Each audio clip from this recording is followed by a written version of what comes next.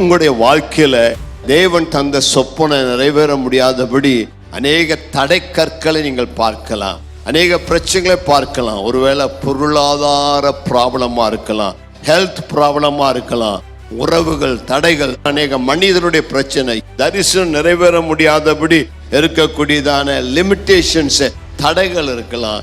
எதுவாக இருந்தாலும் நீங்க மலையை பற்றி பேச வேண்டாம், மலையை பற்றி பர்வதத்தை பற்றி ஜெபிக்க வேண்டாம். பர்வதத்தை பார்த்து பேசுங்கள். அது அந்த இடத்தை விட்டு பெயர்ந்து அப்புறமாக போக கர்த்தர் செய்ய வல்லவராக இருக்கிறார். உன்னுடைய வியாதியை இயேசு நாமத்தில் சபி. இந்த கேன்சர் கட்டிய சபி.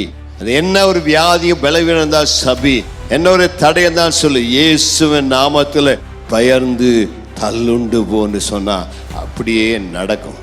கர்த்தருக்கு மகிமை உண்டாவதாக.